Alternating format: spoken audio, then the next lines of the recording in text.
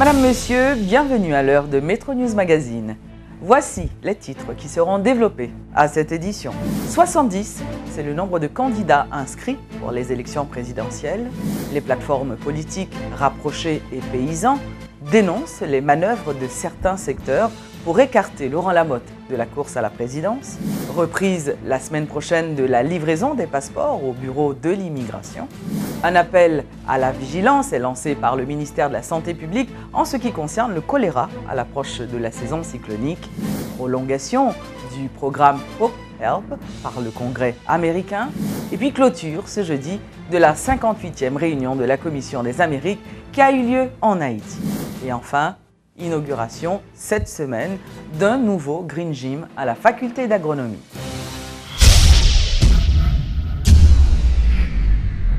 Mais d'abord, nous parlons de l'actualité électorale. Pendant 3 jours, on a vu défiler des dizaines de candidats à la présidence dans une ambiance très souvent carnavalesque au bureau électoral de l'Ouest, au BED 1.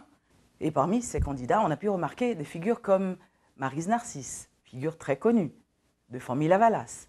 On a vu aussi Maître Samuel Madistin du Mopod, de Moïse Jean-Charles de Petite-Dessalines, en passant par Jean-Henri Séan de Rimé Haïti, d'Edmond Supplice-Bozil de la fusion des sociodémocrates, de Sauveur Pierre-Étienne de l'OPL, sans oublier Chavannes Jeune et Charles-Henri Becker qui en sont à leur 3e participation. Se sont fait aussi enregistrer pour les présidentielles des candidats issus de la presse, à savoir Jacques Semper, Clarence Renoir ou encore Luckner Désir. Et puis, il y a ceux qui ont créé la surprise.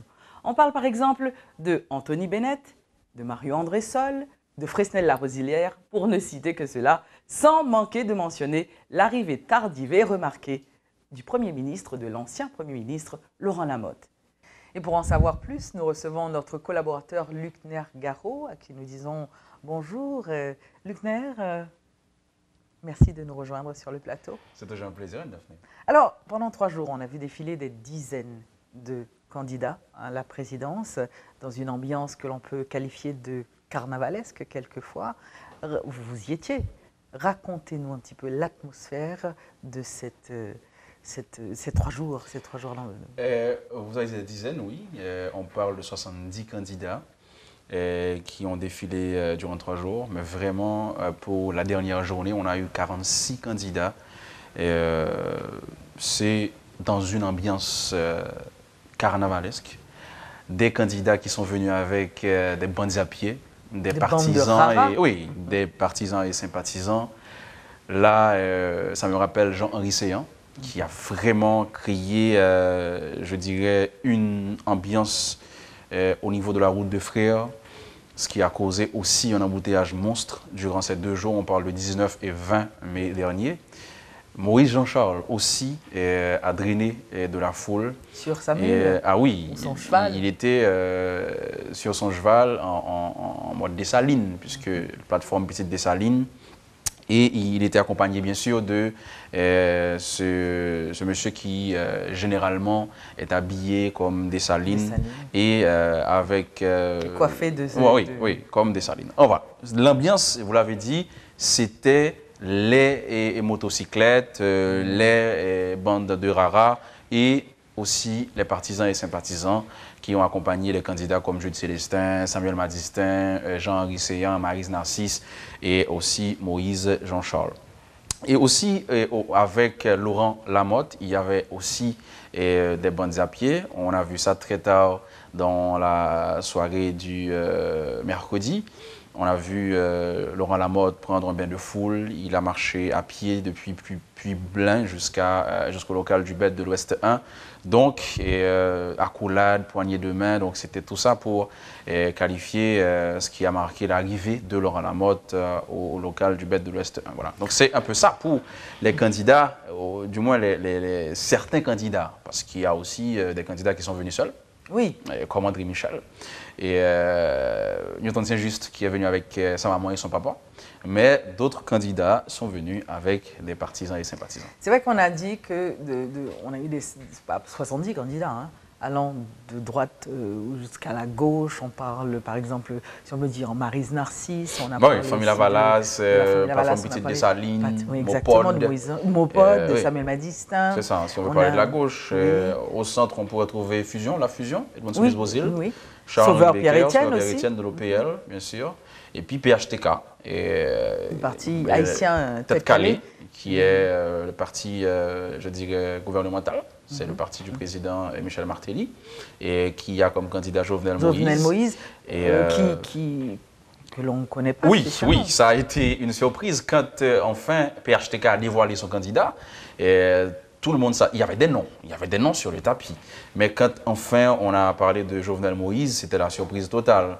Et Jovenel, qui n'est pas très connu, sinon dans les dernières déclarations du président, il parlait souvent de ce programme de plantation de bananes. Oui, on a parlé de lui en tant que... Exactement. Justement, c'est celui qui est venu avec ce programme. On le connaissait avant, rien que pour ça. Mais désormais, c'est un candidat et qui veut changer la donne à partir de l'agriculture, selon ce qu'il a fait savoir. Donc, des candidats, on en a vu beaucoup. Des candidats très connus, des candidats moins connus, justement, pour ne pas dire inconnus. Ouais, ça, il faut le dire.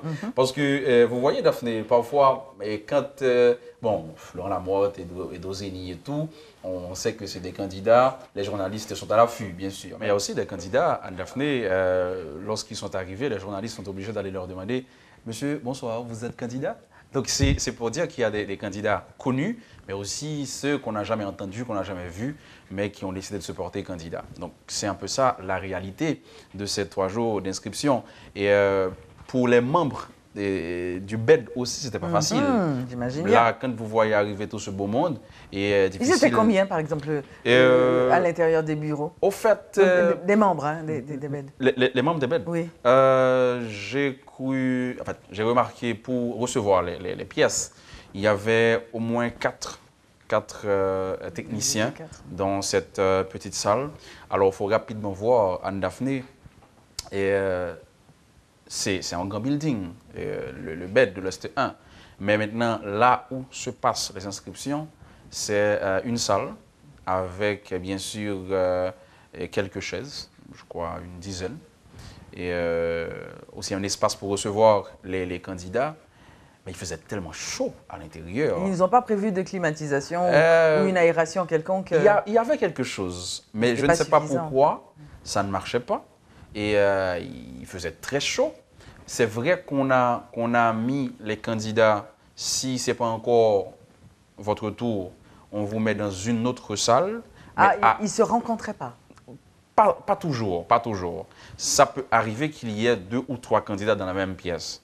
Okay? Mais normalement, si c'est déjà occupé, par exemple, Laurent Lamotte, quand il est arrivé, on a mis Laurent Lamotte dans une autre petite salle qui était plus ou moins confortable. Mais pour les autres, dans la salle où l'on recevait les dossiers, c'était compliqué. Pour journalistes et candidats, hein, ça se confondait, il n'y avait pas de chaise. Il y avait les caméras, oui, toutes sortes de les journalistes reporters. étaient à l'affût, donc on essaie quand même d'avoir les images. Mais c'était pour dire que c'était difficile et pour les journalistes, pour les candidats, mais aussi pour les membres des BED. Il y a une question qui me brûle les lèvres. Est-ce qu'il n'y a pas eu de friction entre les candidats? Imaginez-vous qu'on ait eu 3 candidats de trois positions différentes. Par exemple. Alors, entre les candidats, il n'y a pas eu de friction? Non. Entre les candidats, non. Mais par contre, quand Newton Saint-Just voulait s'adresser à la presse, par exemple, il y avait des sympathisants de Laurent Lamotte qui a quand même essayé de perturber un petit peu l'intervention de Newton Saint-Just. Bon, on connaît tous l'histoire de Newton et de Laurent Lamotte quand il était Premier ministre. Newton était celui qui voulait à tout prix traîner Laurent Lamotte par devant la justice. Donc, ils se sont un peu vengés. Oui, Laurent Lamotte était dans la petite salle en train d'attendre. Il y avait au moins 3 à 4 proches de Laurent Lamotte dans la salle d'inscription. Et lorsque Newton Saint-Just voulait s'adresser à la presse, eh bien, on a entendu « Newton, mets la motte, couris !» C'est un petit peu ça et, qui a marqué le moment. Mais au fait, Anne Daphné, il fallait voir, par exemple, entre Dozeni, Luc Néa-Désir, et il y avait cette conversation aussi avec Laurent Lamotte, des gens qui se connaissaient. Alors, c'est les inscriptions. Et c'est vrai qu'on est en période électorale, mais pour certains candidats, ce n'est qu'une étape. Ça n'a pas commencé la période électorale, la période d'inscription. Bien sûr. Ça n'a pas commencé. Ça a commencé. Ce n'est pas la campagne, voilà. Mais pour certains candidats, ce n'est qu'une étape. Et on est encore très loin, vraiment, de la bataille électorale. Donc, c'est un peu ça qui a retenu l'attention. Par exemple, quand Edo Zeni voulait s'adresser à la presse, il a appelé Luc Désir pour une intervention commune. Donc, c'était ça l'image. Okay. Donc, il y avait une atmosphère bon enfant par moment. Oui. C'était un petit peu tendu. Il y avait quelques frictions. Entre les partisans, oui. Selon. Parce que chacun avait quand même son petit groupe devant le bed. Que ce soit les bandes à pied ou encore les supporters. Alors, ce qu'il faut souligner à Daphné, c'est que durant ces 3 jours, on a vu, disons 2 jours, mardi et mercredi. Oui, c'était les plus conséquents. On a vu défiler des centaines de gens devant le bed. Mais il n'y avait pas plusieurs centaines de visages. Généralement, c'est ce qui m'a été rapporté. C'est vrai que c'est les mêmes visages reviennent.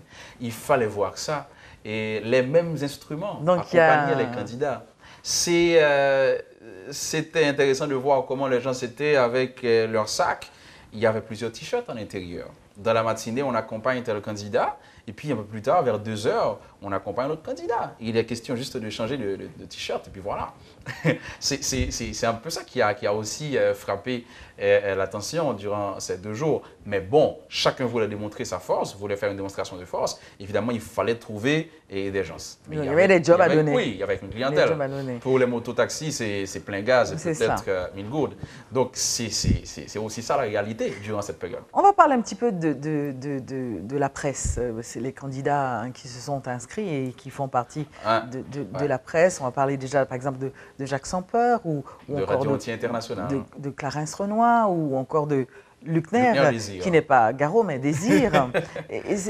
Comment ça s'est passé? Au fait, on a des candidats qui viennent du secteur. Comme vous l'avez dit, Jacques Sampeur est encore dirigeant de Radio Anti-International. Clarence Renoir, ancien de Métropole, qui a jusqu'à récemment dirigé HPN et pour l'instant qui s'est consacré à la politique, bien sûr. Luc Nair, qui était animateur de Compas dans un premier temps pour se faire analyste politique un peu plus récemment. Et là, tout de suite, il est candidat. Donc, que ce soit Clarence, Jacques Sampeur ou Luc Nair, il croit que à partir de leur expérience dans les médias, sur le terrain, ils ont pu comprendre la réalité, ils ont dénoncé, ils ont critiqué, ils ont apprécié. Mais aujourd'hui, ils pensent que c'est à eux de prendre engagement et de pouvoir, pour une fois, pas dénoncer, mais peut-être aller résoudre un problème qu'ils ont dénoncé dans le temps. Donc, c'est un peu ça la réalité de ces candidats qui viennent du secteur de la presse. Mais donc, on a parlé de la presse, et si on parlait des candidats qui sont revenus, qui sont à nouveau là, qui se sont présentés. Oui, on en a. Ça fait, par exemple, à 3 reprises. Chavan Jeanne, par exemple. Ça fait la 3e fois que Chavan Ou alors, Jeanne est il y a aussi Charlito, Charles Becker, qui est candidat pour la 3e fois également. Et bon, alors, c'est quand même des gens qui croient que c'est pas fini. C'est pas fini. Par exemple, Charles Becker a pris un exemple clair pour dire que Barack Obama était sénateur à partir de son 3e essai. Et aussi, Chavan Jeanne, pour lui, c'est l'histoire de Robert Brice, je crois, qui l'a motivé. Et c'est un peu ça. Il pense que c'est l'occasion, là, tout de suite, la 3e chance, c'est l'occasion. Charles Becker croit fort que la 3e est la bonne. Et bon, jamais 203. Jamais 203. Il n'est que d'atteindre. Mais on a des figures, par exemple, comme Edmond Tulis-Bozil, qui était sénateur. Et on a Edo Zeni, sénateur, Wetzner Polycarpe, sénateur, Maurice Jean-Charles, et sénateur, et d'autres visages comme le leader de l'OPL, Sauveur Pierre-Étienne. Donc, c'est des gens qu'on entend, qu'on écoute, avec qui sont connus. Ce sont des poids lourds de la politique. C'est ça, quand même. Et qui veulent justement essayer d'affronter les urnes pour les prochaines élections. Maintenant, si on parlait, Luc Nair, de ce que l'on n'attendait pas, dans le sens où qui ont vraiment créé la surprise, si je peux dire. Il y en a eu quand même quelques-uns. Oui, des surprises, il y en a. Il y en a eu, hein. Je veux peut-être commencer par Frénal Laozelière. Péléméran. Péléméran, par exemple. Oui, qui est un médecin, médecin, oui, qui fait aussi, oui. Écrivain, oui, il a plein de cordes oui, ça, il faut le dire. Chanteur. Mais finalement, il est candidat. Oui, il est candidat. Et candidat à la présidence, bien sûr. Je ne pense pas qu'il ait essayé en tant que sénateur ou député. Non, il est directement à la présidence. Comme par exemple Mario André-Sol. Mario André-Sol, l'ancien directeur de la PNH, devenu... non, pas mannequin. Il a toujours été, je veux dire, c'est même pas... bien sûr, c'est pas une nouvelle. Ce sont ses motivations. C'est pas une nouvelle, mais qui s'est quand même lancé dans la mode avec sa marque Ma Collection. Et bien là, il est candidat à la présidence indépendant. Et Titoni Bennett aussi. Anthony Bennett, Titoni, qui dans un premier temps, il était question qu'il se présente pour les sénatoriales. Eh bien non, là, il est candidat à la présidence. Donc c'est des surprises et des gens vraiment à qui on ne s'attendait pas, mais qui sont là aujourd'hui comme candidat à la présidence. Et depuis son passage à la tête du gouvernement, en tant que Premier ministre, il était bruit que Laurent Lamotte voulait devenir président. Jusqu'à sa démission en décembre 2014, eh bien, on s'était dit, mais OK, maintenant, qu'est-ce qu'il va faire? Est-ce qu'il a encore ce rêve de devenir président? Jusqu'à 20 mai, c'était évident que Laurent Lamotte n'allait pas pouvoir se présenter. Question de décharge, bien sûr. On sait qu'il n'y a plus de Parlement. Et depuis sa démission, le Parlement était quasiment dysfonctionnel en décembre et 11 janvier. Mais, à la grande surprise de tout le monde, mercredi soir, 10h, Laurent Lamotte est arrivé au BED de l'Ouest. 10h du soir. 10h du soir. Depuis 8h, il y avait la mobilisation. Une rumeur persistante. Non, la rumeur, c'était depuis 11h du matin. Ah oui, d'accord. Rumeur qui allait être confirmée un petit peu plus tard, vers 3h. Il était question que M. vienne vers 7h. Depuis 8h, mobilisation, bandes à pied, pancartes, banderoles, photos. Laurent Lamotte était sur pratiquement toutes les photos, etc. Laurent Lamotte président. Et puis, oui, le t-shirt arrivait. Tête droite, t-shirt rouge pour vraiment attirer les regards. Depuis 8h et à 10h, Laurent Lamotte arrive, bain de foule, poignée de main et accolade. Et puis il est là, dans la foule, il se fait toucher, etc. Oui, il prenait un bain de foule. Un bain de foule. Laurent Lamotte est bel et bien là avec son équipe. Serge et surtout à pied? Bien sûr, à pied depuis Puy-Blain. Et Ralph Théano, Michel-Pierre Brunage, l'ancienne équipe de la primature. Et même Wenceslas. Oui, Wenceslas Lambert qui est candidat au Sénat sous la bannière du PHTK. Ah ben, il était avec son t-shirt rouge, Lamotte président, tête droite. Il était là et il a clairement dit, personne ne peut ignorer son amitié avec Laurent Lamotte. C'est une surprise et on a vu ce que ça a causé, par exemple, comme tension au niveau du BED. Dans cette petite salle qui ne pouvait même pas, je dirais, accueillir 10 personnes, il y avait une cinquantaine à l'intérieur. De sympathisants, de partisans? Oui, bon, écoute, c'était difficile pour les gens de sécurité.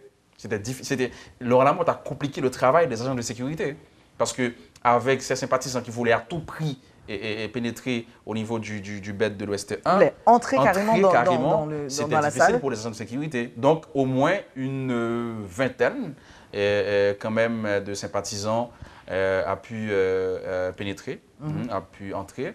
Et ce qui a un peu causé un embouteillage à l'intérieur de cette petite salle qui n'était même pas faite pour 10 à 15 personnes. Si on devait qualifier un petit peu le passage ou l'arrivée, on va dire le passage plutôt de Laurent Lamotte dans ce BED de l'Ouest 1, en un mot rapidement, comment on pourrait le dire? On voit que c'est quelqu'un qui a été dans les esprits, quelqu'un vraiment qui a créé, je dirais, un suspense autour de sa candidature parce qu'il y avait vraiment cette tension. Tout le monde voulait confirmer que Laurent Lamotte était bel et bien là. Et les journalistes... Il y avait un engouement? Engouement, oui. Journalistes voulaient avoir les premières déclarations de Laurent Lamotte. Et aussi, il y avait cette dame-là, je vois encore cette dame qui a tout fait pour avoir une danse Elle voulait danser avec Laurent Lamotte. Et elle a réussi. Hein, c'est donc le côté insolite de l'histoire, si je peux dire. Oui, elle a eu cette danse avec Laurent Lamotte. Et quand on sait que Laurent Lamotte a quand même réalisé plusieurs conseils de gouvernement, pas conseils, mais gouvernement Lacraou, dans plusieurs villes de province, et on dirait que ça a quand même a manqué à Laurent Lamotte cette ambiance pour pouvoir communiquer avec, justement. Avec la foule. S'il y avait quelque chose à retenir, Luvenaire, de ce passage, parce que finalement, on peut le dire, hein, où aurait-il dormi presque dans pratiquement. On quitte COP, en fait, pas COP, bête là à 2 oui, c'est ça. 2 heures du matin.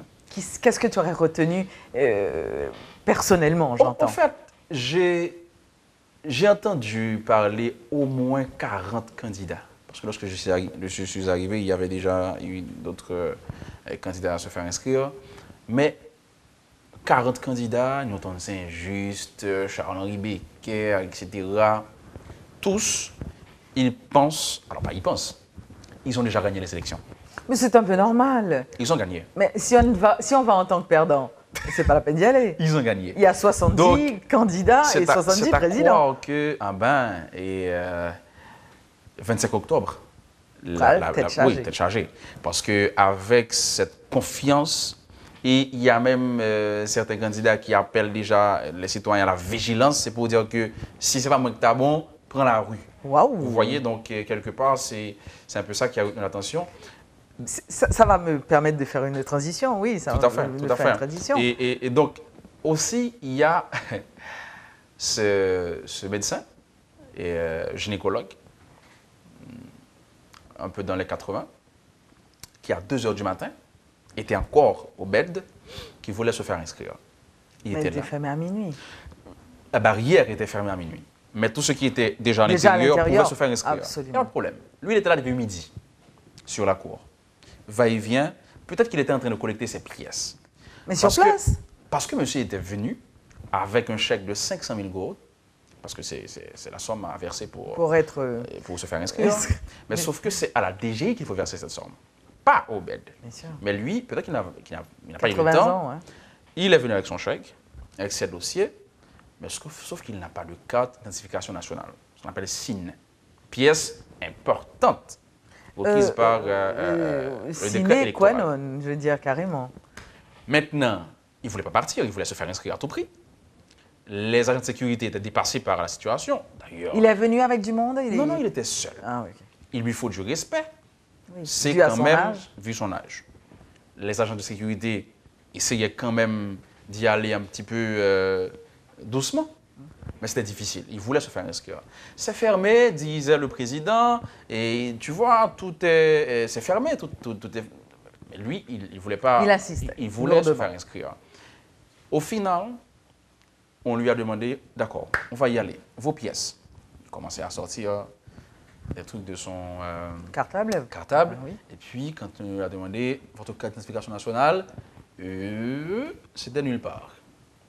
Il a peut-être oublié. Mais il tenait quand même à donner le chèque. Non, j'ai l'argent, j'ai le chèque. Ah, parce que c'est l'argent qui... Oui. Au final, il n'a pas pu se faire inscrire. Bien sûr que non. Et il était obligé de partir.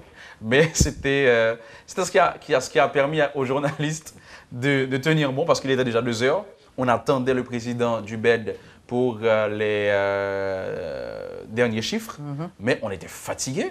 Évidemment. Mais avec ce dernier épisode, franchement, on a pu... Un peu cocasse et, oui, et comique, si je peux dire. Maintenant, après tout ça, ces 3 jours, qu'est-ce qui va se passer? Contestation. Depuis jeudi, a été donc lancée la période de contestation, qui prend fin ce samedi. Et il y a déjà 5 cas de contestation. 5 cas, oui. Laurent Lamotte est contesté. Par? C'est un groupe de 5 citoyens qui, ce groupe a déposé donc, au niveau du CEP ces cas de contestation. Laurent Lamotte, Jean-Henri Seillan, Edwin Zeni, Jovenel Moïse, Kessler Dalmassi. Donc ces 5 candidats ont été contestés. Pour le moment. Et pour le moment, bien sûr. Laurent Lamotte pour une question de décharge, Jean-Henri Seillan parce qu'il aurait participé à la démolition des centre-ville. Il était le notaire. Edwin Zeni parce qu'il aurait attaqué des citoyens à Jacmel. Vous vous souvenez de cette histoire de Cacha? Oui, ah oui, oui, tout à fait. Oui, tout à fait. c'est sur le tapis. Jovenel Moïse, il aurait accepté de l'argent dans des conditions pas claires entre les mains du gouvernement pour son projet. Et Ça, puis, c'est des accusations. Enfin, voilà, donc c'est les raisons avancées par oui. le groupe qui a déposé les contestations. Donc pour l'instant, on est à 5. Bon, c'est sûr qu'on va avoir d'autres précisions, peut-être au cours de ce week-end, mais pour l'instant, on est à ça. Contestation, et puis après, ce sera au tour maintenant du BCED de trancher avant peut-être de faire appel au BCEN qui va reporter si besoin est. d'autant, Bien sûr, parce que bien sûr. je suis sûr qu'il n'y aura pas 70 présidents. Ah non, ça c'est clair. Et puis après, ce sera la liste définitive. Donc, on parle de Canet. Mais justement. Ah, bien sûr. Alors moi, j'ai déjà entendu dire, par exemple, que il finit l'école, donc pas gain fait de carnet. Puisque l'école étant terminée, c'est à l'école qu'on recevra un carnet. L'école l'a fini, pas gain fait carnet. T'attendais ça, oui, pour... Il y a quand même pas mal de gens qui en parlent et qui en parlent en ces termes en disant quand on était à l'école, on avait notre carnet, mais on n'est plus à l'école, donc il n'y a plus de carnet. Je connais ça, c'est pas vrai. Parce que je connais que il était quand même genre pour éviter sénateur, mais sauf que ce n'est pas le cas. Donc cette histoire en fait ne fait que commencer. Voilà. Et ça va alimenter quand même pas mal ah oui, on en a encore pour plusieurs semaines. Et de semaines jusqu'à ce que ce 25 octobre. C'est cela? Ah oui, 25 octobre pour les présidentielles. Oui, on parle de président. Mais plus près de nous, on a les élections législatives le 9 août. Mais là, vraiment, ça va être jusqu'au 25 octobre. Ça va nous tenir en haleine. On a vraiment un été et quelques bonnes semaines à en parler. Cela dit, merci beaucoup, Luc Nair. Et avant de partir, une petite chose. Dites-moi. Qu'est-ce que Luc Nair a pensé vraiment, intérieurement, pendant ces 3 jours? Qu'est-ce qu'il a retenu, positif ou négatif, hein? Mais une petite chose. Non, positif, c'est peut-être... en tant que journaliste. l'engagement. Il y a de ces candidats qui sont venus et on peut voir qu'ils se sont engagés. Engagés d'abord pour être candidats, mais aussi pour gagner les élections. Mais quand on va dans les discours maintenant, c'est presque les mêmes choses qui se répètent. Il y a cette méfiance du côté de la population par rapport à ces promesses, mais au final, l'émotion au final, ils disent pratiquement tous les mêmes phrases, les mêmes promesses, mais c'est toujours un candidat qui veut insinuer qu'un autre candidat ne devrait pas faire de promesses qu'il ne pourra pas tenir. Mais au fait, ils font tous la même promesse. Il ne faut pas faire aux autres ce qu'on ne voudrait pas qu'on leur fasse. Mais merci beaucoup, Luc Nair, d'avoir été avec nous, de nous avoir vraiment fait vivre ces 3 jours j'allais dire au CEP, non, au BED de l'Ouest 1, qui était le théâtre pendant tous ces 3 jours de pas mal de choses. Pas mal, non, c'est un grand spectacle. Sympathisants. Ah oui, spectacle. Grand spectacle. Faut le dire. Grand spectacle. Merci beaucoup. À bientôt. Les plateformes politiques rapprochées et paysans dénoncent les manœuvres de certains secteurs pour écarter Laurent Lamotte de la course à la présidence. Les partisans de l'ancien Premier ministre ont affirmé que la popularité de l'ancien Premier ministre cause quelques inquiétudes à ses concurrents. Aussi, ils demeurent vigilants. Candidat à la présidence Laurent Lamotte, il y a tout document qu'elle présentait au Conseil électoral provisoire. S'il pas de une, le conseil n'a pas accepté la candidature. Ça qu'elle demandé à CBA pour être capable de comprendre ce qu'a fait dans le pays. Pour que pas une décision politique qui prend, mais pour justice, à qui justice est due. Laurent Lamotte, candidat à la présidence, tout le monde qui a cassé parce qu'on connaît candidat ça. Son candidat qui gagne l'élection. Entre-temps, maître Michel-Pierre Brunache, membre de son équipe de campagne et son ancien porte-parole, explique lui que toutes les conditions sont réunies pour que Laurent Lamotte ne subisse pas les conséquences de l'absence de Parlement. Il appelle aussi le président Martelly à autoriser par décret, le cas échéant bien sûr, les anciens comptables de deniers publics ayant reçu des charges de la part de la Cour des comptes à participer aux élections comme l'ont fait auparavant Jean-Bertrand Aristide ou encore Boniface Alexandre. L'absence du pouvoir législatif, c'est le pouvoir exécutif qui légifère. C'est un principe consacré. C'est pourquoi que nous avons le décret électoral. C'est pourquoi que nous avons un budget rectificatif, parce que ce principe-là est accepté à travers le monde. En l'absence du pouvoir législatif, c'est le pouvoir exécutif qui légifère. Mais maintenant, si le pouvoir exécutif, pour des raisons politiques, décide d'écarter volontairement et injustement tous ceux qui s'étaient sacrifiés pour, à un moment ou l'autre de leur vie, de rendre service à la population.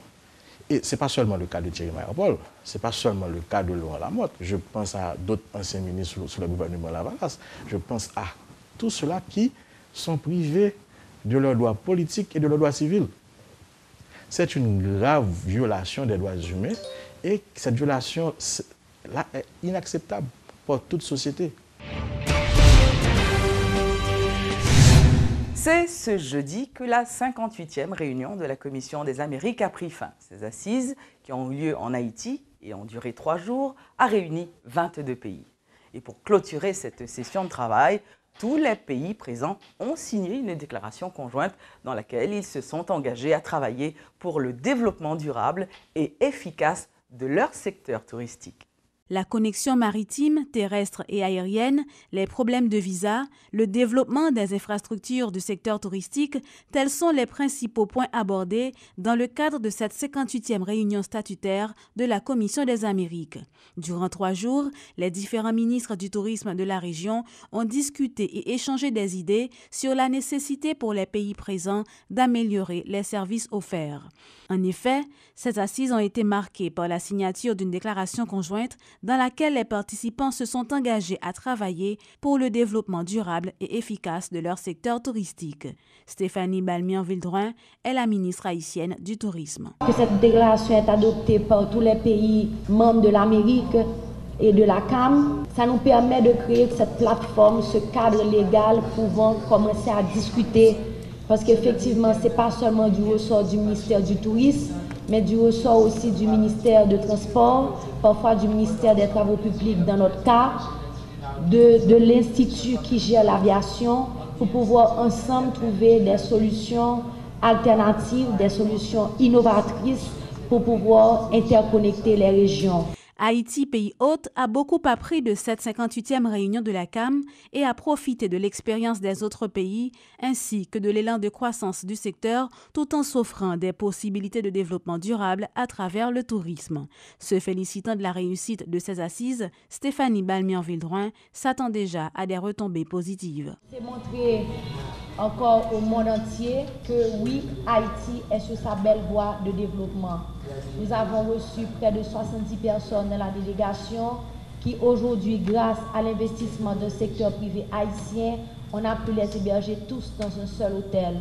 Un message qui a été compris par les représentants des pays présents. Satisfaits de leur séjour, ils se préparent à repartir avec une idée différente d'Haïti. Rappelons que grâce au support de l'Organisation mondiale du tourisme, le pays est désormais reconnu comme destination touristique internationale. Dans le même sens, la ministre du Tourisme veut aller plus loin en annonçant le lancement prochain d'une campagne de sensibilisation sur le tourisme en vue de poursuivre les efforts visant à projeter une autre image d'Haïti à l'extérieur. Et dans l'actualité, en bref, le ministre de la Communication a annoncé la reprise la semaine prochaine de la livraison des passeports. Rothschild François Junior a indiqué que 60 000 livrets viennent d'être importés dans le pays par le service de l'immigration qui travaillera à la livraison de 35 000 passeports en attente ce week-end. Il a aussi évoqué le dossier des migrants en République dominicaine en annonçant que le gouvernement se préparerait à recevoir les Haïtiens expulsés durant le mois de juin. Il a aussi indiqué que les 2 pays travaillaient sur des points de débarquement et d'embarquement pour éviter tout désordre. La ministre de la Santé publique a lancé un appel à la vigilance au choléra à l'approche de la saison cyclonique. Florence Duperval-Guillaume a insisté sur la nécessité de continuer l'application des consignes d'hygiène strictes pour éviter la résurgence de cette maladie. Continuez à laver fruits, laver légumes, manger qui bien cuite. Et le nap lavé, s'il vous plaît, lavez-vous à l'eau. Pas prendre mango, c'est époque mango, moi, puis le mango, pas prendre mango, et puis non, suyer mango à nous, et puis nous coller dedans. Il n'est pas bon du tout, là, nous fait ça, c'est pour nous chercher un bon de l'eau pour nous laver mango avant de nous mettre dans le bouchon. Moi, monde qui a utilisé comme si tuyau qui pétait. Dans rigole, et puis il y aurait un bon de l'eau à venir, vous comprenez, c'est de l'eau propre, yo chaud, yo gras, yo lavé figure. Li pas bon du tout, n'a contaminé tête nous. Bonne nouvelle, le Sénat américain a voté la prolongation du programme Hope Help en Haïti la semaine dernière. L'économiste Kessner Farrell parle d'une bonne nouvelle pour le pays. Il explique aussi qu'Haïti doit améliorer sa productivité pour profiter pleinement de ces accords préférentiels. D'un autre côté, l'économiste qui s'exprimait par rapport à la dépréciation de la gourde a aussi mis en cause la conjoncture politique actuelle qui ne favorise pas l'investissement et par conséquent a un effet bien défavorable sur le taux de change. Une opération anti-drogue menée par la DEA a conduit mercredi en Haïti à l'arrestation de Fabio Lobo, qui est le fils de l'ex-président du Honduras. Il a été transféré à New York. Et avant de conclure cette édition, la faculté d'agronomie a inauguré ce jeudi un espace sportif destiné aux étudiants.